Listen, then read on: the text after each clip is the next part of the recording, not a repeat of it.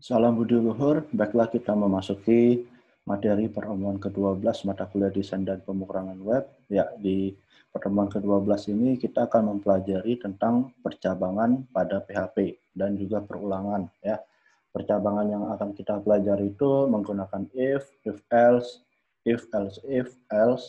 dan juga percabangan switch case. Untuk perulangannya kita akan mempelajari menggunakan while, for, sama for each ya.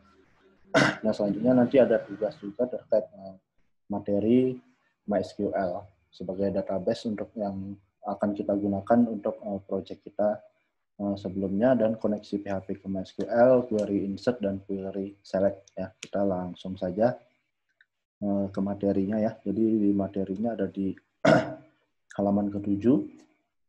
Nah, untuk kalimat bersyarat ini ya, kalimat bersyarat dalam pemrograman digunakan untuk menguji dua buah kondisi atau lebih. Jika kondisi pertama memenuhi syarat yang diajukan, maka statement kondisi pertama yang akan dijalankan. Ya, sintaksnya seperti ini: if dalam kurung syarat, tutup kurung, buka kurawal, statement kondisinya apa, ya, dan diakhiri dengan tutup kurawal. Berdasarkan sintaks di atas, jika syarat terpenuhi atau bernilai true, maka statement kondisinya akan dijalankan. Ya, misal jika hujan maka saya tidur, gitu. Atau jika hujan maka saya bawa payung, seperti itu ya. Nah, itu untuk satu kondisi saja ya. Bagaimana kalau ada dua kondisi? Itu kita menggunakan else ya. Jadi misalnya if jika syarat terpenuhi maka jalankan statement kondisi pertama, else selain itu jika syaratnya bernilai false atau tidak terpenuhi maka jalankan statement kondisi kedua. Nah, untuk statement kondisi yang lebih dari dua kita menggunakan else if ya. Jadi if syarat pertama, else if syarat kedua, dan selanjutnya ya. Ini tidak terbatas ya, jadi kondisinya lebih dari dua menggunakan else if. Kita langsung saja latihan ya, biar lebih mengerti ya.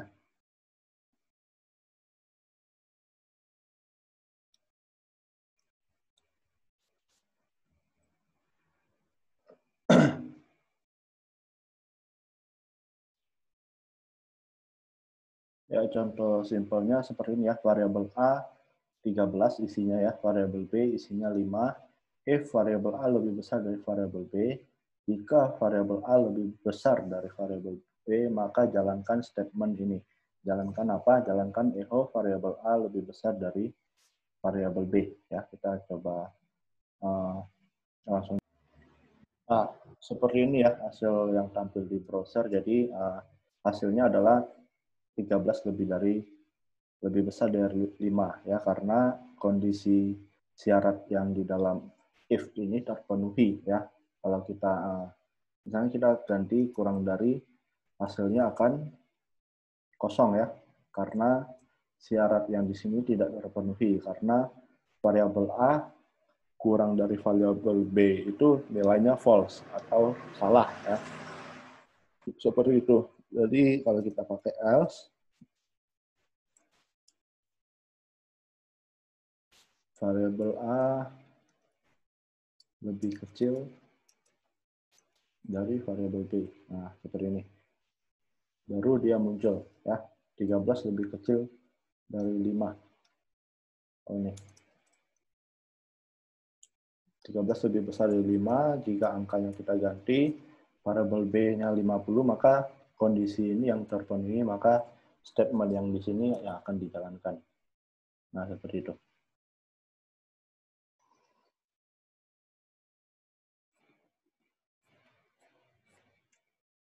Nah, selanjutnya kita coba pakai switch case ya. Selain menggunakan if, kita dapat menggunakan switch case dengan sintaks sebagai berikut. Jadi, switch kondisi, case syarat pertama, statement kondisi pertama, break. Nah, seperti itu ya. Kita langsung saja, kita coba buat dulu ya.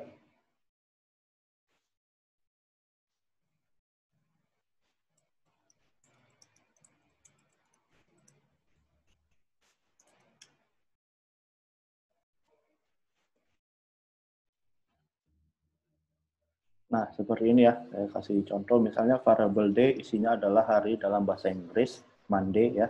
Jadi echo hari ini adalah hari, ya, di sini penggunaan switch dan case-nya kita akan mengganti variable day-nya itu menjadi bahasa Indonesia. Jadi kalau isinya variable day itu adalah Monday, maka ganti menjadi Senin. Kalau isi variable day itu Tuesday, kita ganti jadi Selasa. Kalau Wednesday Rabu, kalau Thursday Kamis ya. Saya buat sampai Kamis saja. Nanti untuk Jumat, Sabtu, Minggunya kalian bisa tambahkan ya. Jadi kalau kita jalankan, maka munculnya seperti ini. Hari ini adalah hari Senin. Nah, kalau variable day-nya kita ganti menjadi Wednesday, ya, maka dia akan berubah menjadi hari ini adalah hari Rabu. Nah, seperti itu ya penggunaan switch case-nya. Kalian juga bisa pakai contoh yang ada di materi ya. Jadi jika variabel tujuannya mentok, maka perjalanan ke mentok, maka makan mie ayam seperti itu ya. Nah, selanjutnya kita akan mempelajari kalimat perulangan.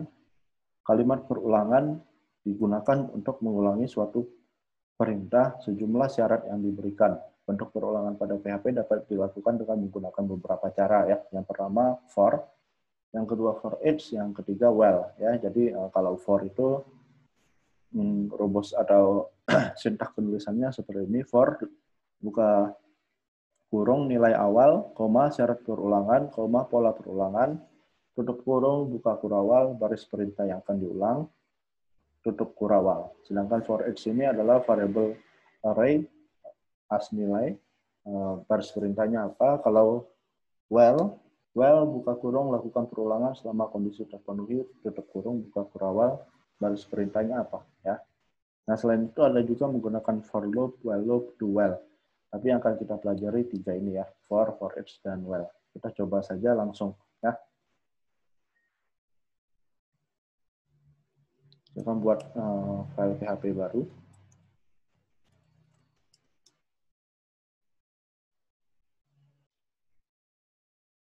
Nah, ini contoh pertama kita menggunakan for ya. Jadi kalau kita lihat balik lagi untuk sintak penulisannya, for buka kurung nilai awal, koma syarat perulangan, koma pola perulangan ya. Jadi nilai awal itu adalah yang ini, variabel i sama dengan 1. Sedangkan syarat perulangannya itu variabel i kurang dari 5. Sedangkan pola perulangannya variabel i plus plus ya, seperti itu. Jadi kalau kita tampilkan hasilnya adalah seperti ini. Ada PHP. Nah, seperti itu ya.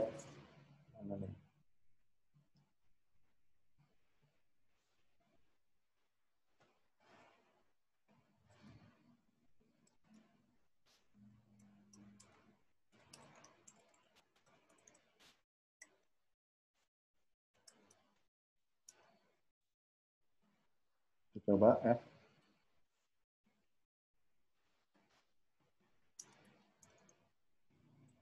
Nah, seperti ini ya.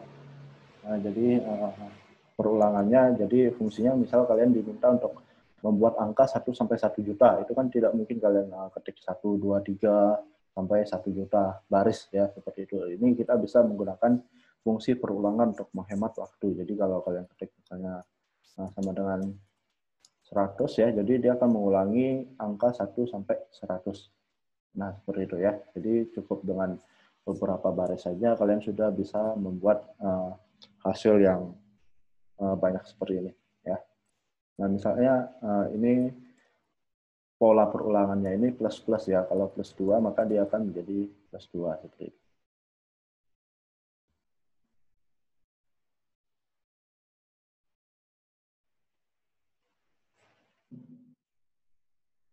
Nah, seperti ini ya. Nggak bisa plus 2 langsung, dia harus ada sama dengannya. Jadi kalau kita coba kita refresh, nah dia tampilnya seperti ini 135.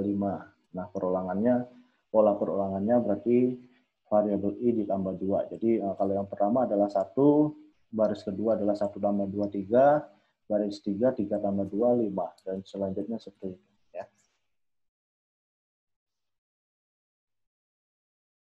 Nah, ada beberapa cara lain ya, yang tadi cara pertama. Cara kedua, kalian silakan coba hasilnya sama ya, hasilnya sama. Jadi kalau kalian lihat di sini, harusnya kan sintak penulisannya ada 3 nih. Nilai awal, syarat perulangan, dan pola perulangan. Nah, kalau kalian lihat di pola pertama kan ada semua nih 3. Nilai awal, syarat perulangan, dan pola perulangannya ada. Nah, sedangkan di cara kedua,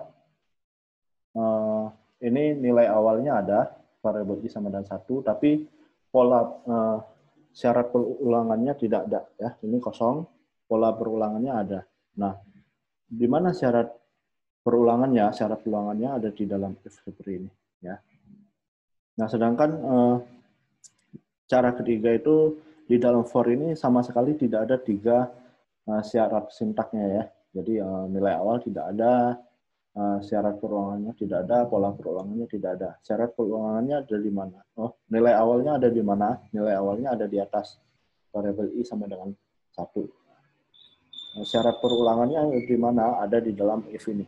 Variabel I lebih dari 5. Pola perulangannya ada di mana? Pola perulangannya ada di bagian bawah. Variabel I plus plus titik koma. Nah, seperti itu. Ya. Harusnya sama semua, cuman beda di penempatannya saja, sintaknya di mana. Ya. Nah, cara keempat seperti ini. Ya. Cara keempat, semuanya ada di sini. Nilai awalnya, syarat perulangannya, dan pola perulangannya. Ya, seperti itu.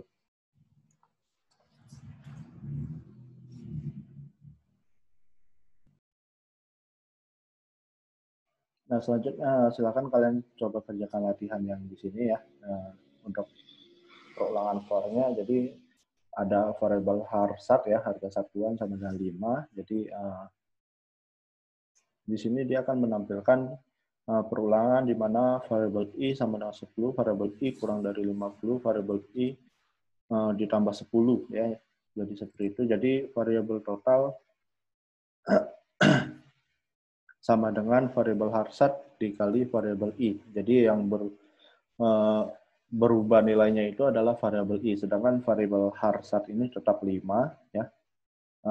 Untuk variabel I ini yang berubah, angka pertama itu akan menjadi 10, selanjutnya 20, 30, 40, 50 seperti itu ya. Jadi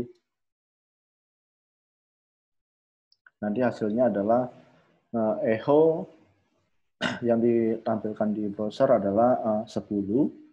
Variabel totalnya adalah 10 kali 5, 50. 10, 50, seperti itu. Nanti di baris keduanya, 20, totalnya adalah 20 kali 5, 100 ya. Seperti itu. Ya, silahkan kalian kerjakan. Selanjutnya kita akan coba kalimat perulangan for each ya. Di sini saya jelaskan saja. Jadi for each ini kalau kita lihat di sintaknya, nah ini ya, for each variable array s nilai, baris perintahnya apa ya. Jadi kita sudah pelajari tipe data, ada tipe data array ya. Jadi tipe data array itu menyimpan lebih dari satu nilai. Ya, kalau variabel itu kan menyimpan satu nilai. Contohnya variabel harsat sama dengan 5. Nah, ini kan satu nih nilainya. Sedangkan kalau array itu kita bisa menyimpan nilainya lebih dari satu. Contohnya ini, variabel nilai sama dengan tipe datanya array, isinya ada 7, 5, 6, 8, 9. Nah, jadi ada 5 isi data nih. Ya, jadi seperti itu. Jadi kita mau menampilkan, ini contoh pertama ya. Jadi kita akan menampilkan isi dari array ini. Jadi for each variable nilai as variable value, value. Jadi nanti akan tampil 7, 5, 6, 8, 9. Seperti itu. Nah, contohnya lagi, contoh untuk tipe data array kita bisa membuat dengan cara seperti ini. Cara pertama ini ya, variabel nilai sama dengan array dalam buka kurung, isi nilainya berapa ya. Nah, untuk contoh kedua kita dapat membuat variabel tipe data array itu dengan cara begini, variabel nama, buka siku, Ana sama dengan 7 isinya ya. Jadi nama Ani isinya 8, nama Ane isinya 7, nama Anu isinya 9, nama Anu isinya 10. Jadi nanti kita for each variabel nama ini ada dua ya. Yang pertama key ya. Jadi untuk sintak penulisannya ini yang di dalam tutup siku dan buka siku dan tutup siku ini adalah key-nya, sedangkan sama dengan titik 2 ini isinya adalah value-nya ya. Jadi nanti yang akan tampil adalah nama Ana nilai 7. Nanti di baris keduanya nama Ani nilainya 8. Baris 3 nama Ane nilai 7. Baris 4 nama Anu nilai 9. Baris terakhir atau baris 5 nama Anu nilai 10. Nah, seperti itu ya. Kalian bisa coba saja. Harusnya tampilnya seperti itu. Nah, ini penjelasannya ya. Jadi for each itu dikhususkan atau digunakan untuk menangkap variabel array ya, seperti itu. Yaitu variabel yang mampu menampung banyak data ya, seperti yang tadi saya jelaskan. Kalau variabel array itu menampung banyak data, lebih dari satu data. Nah, ini cara-caranya seperti ini yang sudah tadi saya jelaskan. Ada dua cara di sini untuk membuat variabel tipe data array.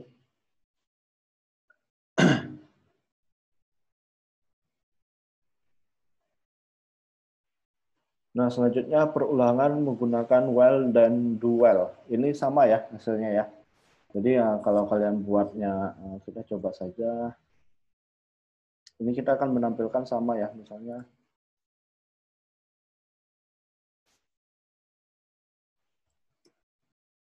Ini menggunakan while. Ya. Kita akan menampilkan sama dengan yang di atas. Jadi variabel i sama dengan 1, while variabel i kurang dari sama dengan 100, echo variabel i br. Nah, seperti ini ya. Variabel i plus sama dengan 2. Contohnya seperti ini. Kita coba. Nah, hasilnya sama ya. Kalau saya variabel i plus plus, maka 1, 2, 3, 4, sampai 100. Nah, seperti ini. Sama ya, jadi fungsi for sama fungsi while sama, cuman beda sintak penulisannya saja. Kalau while ini sintak penulisannya seperti ini. Nilai awalnya ditulis dulu, variabel i sama dengan 1. Selanjutnya kondisinya ya, menggunakan perulangannya menggunakan while dengan syarat perulangannya variabel i kurang dari sama dengan 100. Nah, untuk pola perulangannya ada di sini. Seperti itu ya. Nah, contoh kedua juga sama ya. Contoh kedua menggunakan do while ya. Jadi kalian bisa coba, nanti hasilnya sama juga dengan yang contoh pertama. Nah, untuk materi bersyarat dan materi perulangan pada PHP sudah selesai ya. Jadi sampai di sini kalian bisa browsing-browsing juga ya untuk mencari referensi yang lain. Untuk pertemuan ke-13 nanti kita akan melanjutkan project kita ya, di mana nanti kita akan localhost bpw ya. Nah, di pertemuan 13 nanti kita akan membuat isi beranda profil galeri buku tamunya dan melakukan koneksi ke database, di mana buku tamunya berisi form yang dapat kita input ya, formnya, dan kita proses hasil inputan form tersebut ke dalam database. Jadi kita akan menyimpannya ke dalam database kita. Jadi untuk tugas kalian silakan pelajari ya, mulai dari halaman 15 ini penanganan form, kalian baca-baca saja dulu. Bagaimana kita form yang kita buat pada buku tamu itu kita akan menyimpannya ya, menangkap variabel form.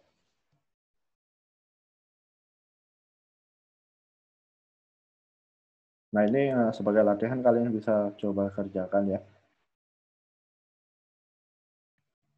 Kalian coba kerjakan. Nah, nanti kita akan bekerja dengan database, di mana database yang akan kita buat itu menggunakan database MySQL ya.